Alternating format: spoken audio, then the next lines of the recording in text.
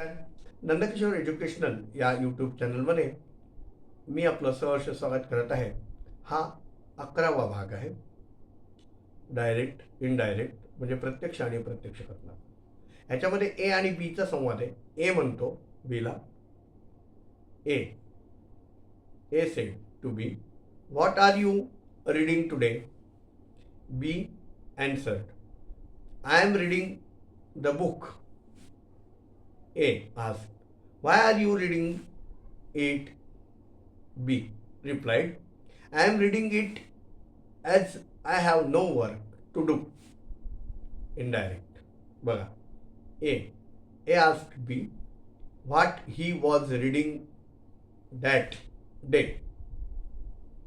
B answered, that day he was reading the book. A asked him why he was reading it. B replied that he was reading it as he had no work to do. पुढचं example बघा, डायरेक्टचं. Satish said to Harish, why is the man so weak? आता तेच नाव आपण घेऊया, Satish, Harish. Harish replied, he is weak because he is old. Then Satish पुन्हा विचारतो.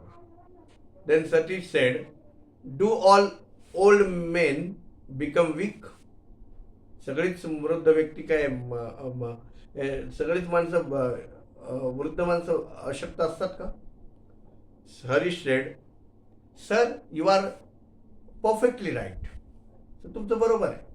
आता indirect मध्ये सतीश आणि याचा संवाद बघा. Satish asked, Harish, why the man was so weak? Harish replied that he was weak because was that he Harish replied that he was weak because he was old. Then Satish asked again, then asked him, if all old men become weak? Harish answered politely that he was perfectly right. लक्षात आलं? हे संवाद आहेत, जरा मोठे मोठे संवाद आहेत. ह्याचं मी तुम्हाला यासाठी देतोय की याच्या काळांकडे वगैरे लक्ष देऊन तुम्ही त्याच्यावरती बऱ्यापैकी अभ्यास करू शकता.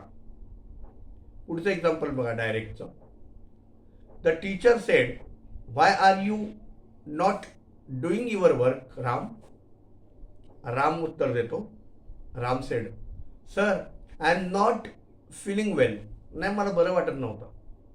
The teacher then asked him, how have you become ill? तू आजारी कसा पडलास मग?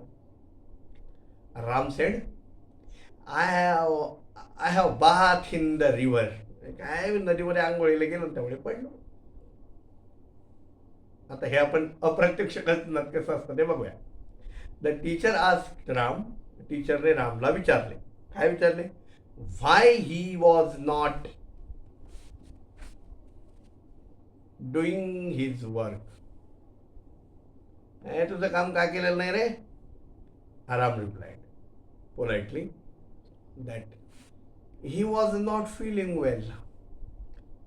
The teacher then asked him, how had you become ill? Ram said that he had bath in the river. लक्षात आलं? पुढचं उदाहरण बघा. असे संवाद आहेत. इंग्लिशमध्ये या संवादांना खूप महत्त्व आहे आणि खूप मजा येते, पण इंग्लिश आपल्याला व्यवस्थित कळलं पाहिजे. जवळपास मी बऱ्यापैकी ग्रामर माझ्या चॅनलद्वारे आपल्याकडे अपलोड केलेलं आहे आणि खात्री आहे की तुम्ही याचा नक्की लाभ घेत असाल. म्हणजे प्रत्येक व्हिडिओ आपण बघत असाल आणि आपल्याला त्यातून काहीतरी नक्कीच चांगलं शिकायला मिळत असेल. मी आशा करतो अजूनही माझ्या चॅनलला आपण लोकांनी सबस्क्राईब केलं नसेल आणि माझ्याशी नातं जोडलं नसेल तर जोडा, सबस्क्राईब करा चॅनलला आणि जास्तीत जास्त गरजू व्यक्तींपर्यंत हे व्हिडिओज पोचवा. एक राधा आणि कृष्णाचा संवाद आहे बघा, direct. Krishna, what is your name? Radha. My name is Radha. Krishna, where do you live? Radha हे म्हणजे कृष्ण विचारतो, तो कुठे राहतेस? Radha, I live with my mother.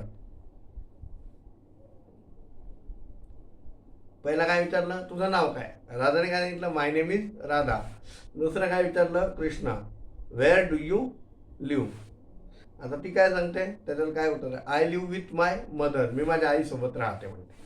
आता हेच इनडायरेक्ट मध्ये बघा, कृष्णा आस्क्ड राधा